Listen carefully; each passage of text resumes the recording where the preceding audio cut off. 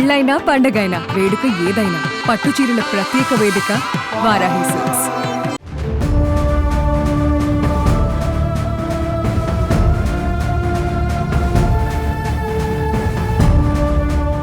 ఉగ్రవాదులపైన action plan సిద్ధం చేస్తోంది కేంద్రం.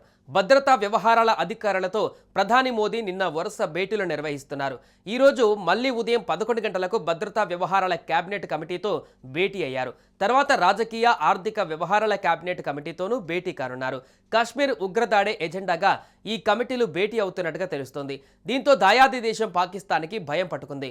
భారత్ మరో 24 గంటలలో మా దేశం పైన దాడి చేయొచ్చని, అందుకు తగిన విధంగా ప్రణాళికలు రూపొందిస్తుందని పాకిస్తాన్ సమాచార మంత్రి అతవుల్లా తరార్ అన్నారు.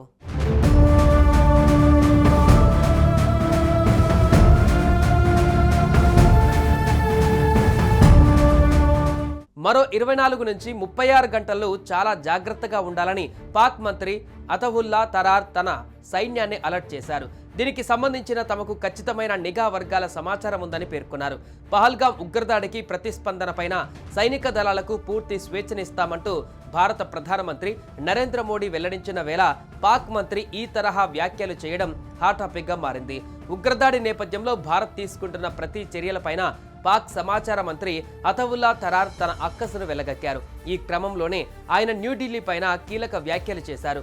అంతేకాకుండా తాము కూడా ఉగ్రవాద బాధితులమేనంటూ ఆయన మరోసారి ముసలి కన్నీరు కార్చారు.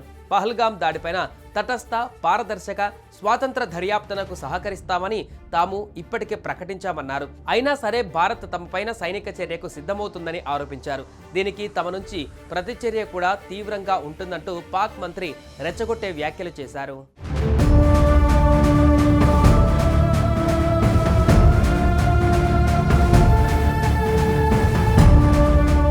కాగా మంగళవారం తన నివాసంలో జరిగిన అత్యున్నత స్థాయి రక్షణ సమావేశంలో కీలక నిర్ణయాలు తీసుకున్న విషయం తెలిసిందే.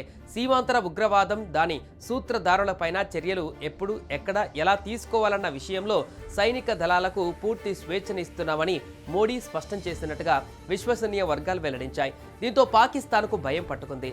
భారత త్రివిధ దళాలు ఏ క్షణమైనా తన దేశం పైన దాడి చేసే అవకాశం ఉందని వణికిపోతోంది. జమ్మూ కాశ్మీర్లోని పహల్గాంలో భారత పౌరులపైన ఇటీవల జరిగిన ఉగ్రవాద దాడి భారత ప్రభుత్వాన్ని, రక్షణ దళాలను తీవ్రంగా రెచ్చగొట్టింది.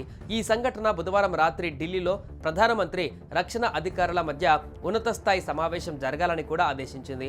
ఈ సమావేశంలోని విషయాలు స్పష్టంగా గోప్యంగా ఉన్నప్పటికీ మీడియాకు చేసిన సమాచారం భారత ప్రభుత్వం కొంత గణనీయమైన చర్యకు సిద్ధంగా ఉందని స్పష్టంగా సూచిస్తోంది. ఉగ్రవాదాన్ని దెబ్బతీయడం మన జాతీయ సంకల్పమని ప్రధానమంత్రి నరేంద్ర మోదీ అన్నారు.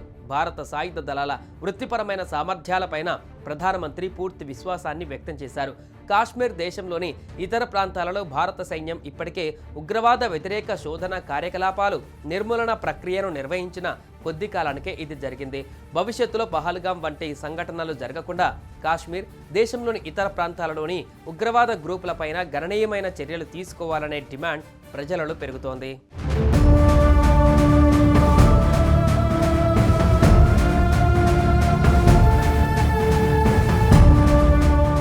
సుమన్ టీవీలో మీ పర్సనల్ అండ్ బిజినెస్ ప్రమోషన్స్ కోసం కింది నెంబర్కి కాంటాక్ట్ చేయండి.